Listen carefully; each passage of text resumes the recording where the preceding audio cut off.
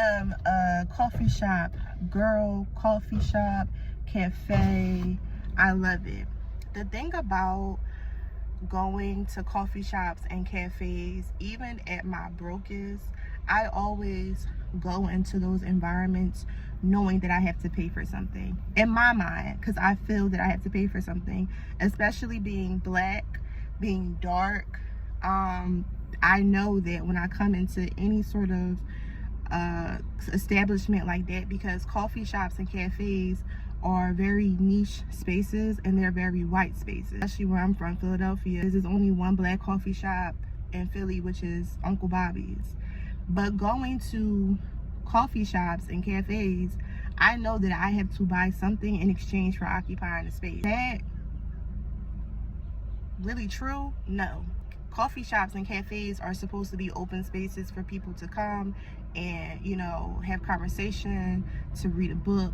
However, America, the United States, is so anti-poor people to where there's literally no space for low-income people or poor people to occupy, to feel dignified, and to be a part of society. I avoid coffee shops when I don't have money. Like the times that I really didn't have anything, I would not go to a coffee shop. I would not go to a cafe, having the fear that somebody is going to approach me and tell me that if I want to sit here any longer, that I have to pay for something.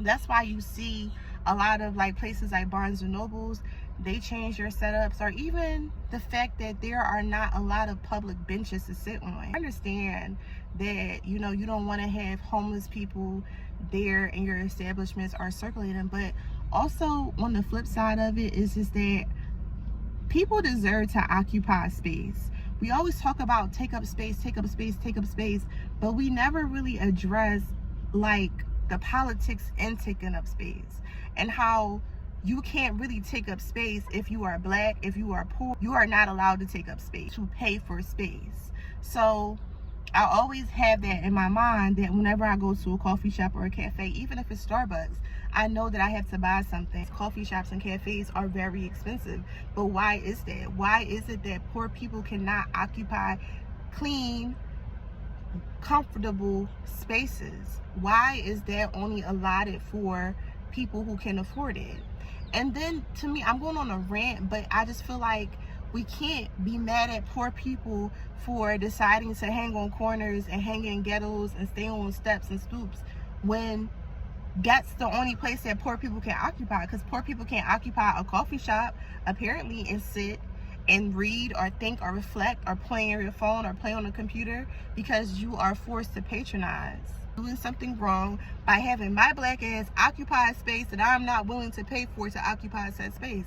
So he comes up to me, you know, and he puts a menu down, and he's like, you know, we have a lot of, like, basically, I ain't stupid. I know why you coming up to me, because I've been here for over 45 minutes and I didn't go up to the counter to order nothing. And guess what, bitch? I'm not. See, if this was motherfucking Red Lobster and I'm just trying to sit down at a table at Red Lobster and not buy shit, that's a different scenario. These are open spaces. I turned around and I looked at the people around me and they didn't buy shit. I am exercising my right to occupy space because there is no sign on the door that says you have to pay in order to sit in an establishment.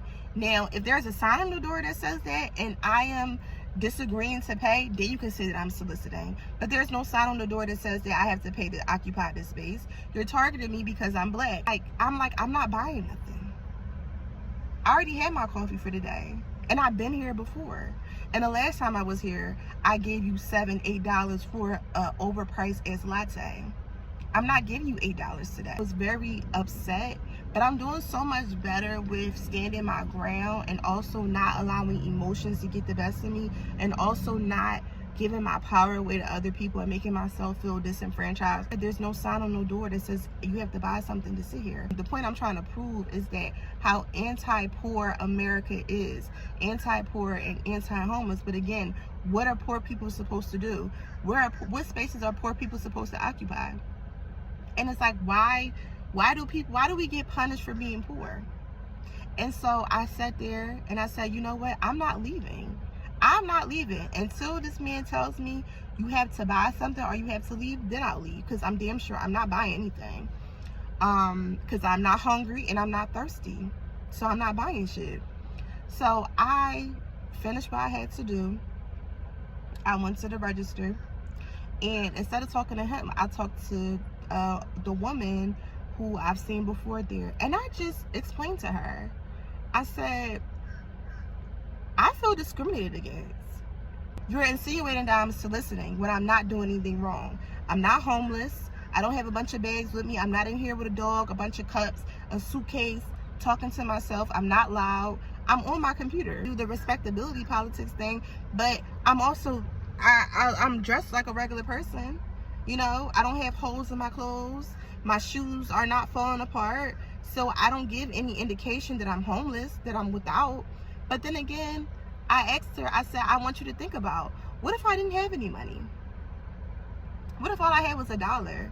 And I need to use the Wi-Fi really quickly to submit something for a job. That's are things that we don't think about when we judge people, or when we expect people to be able to afford things, or to buy things, or to patronize. You don't know what somebody is going through. I may not get paid until tomorrow, but I gotta work today. That just adds on to already the shame, the guilt, the alienation that you feel when you are poor. And it makes me think about Viola Davis's speech that she had gave when she won some award, and she talked about it. When you are poor, you are nobody. You are ugly. You are distasteful. You are degenerate when you are poor. And I think it's so fucking sad, because when we think about this country and the nature of this country and what this country was built the fuck off the backs of fucking slaves, the 1% doesn't keep the economy afloat. What keeps the economy afloat is poor ass mothers bringing your groceries at the motherfucking supermarket. The people that are picking up your trash, those are the people who are keeping the economy afloat. So goddamn, God forbid, if all the nigga got is $5 in their pocket and I'm just trying to fucking shoot a breeze, I gotta spend my last $5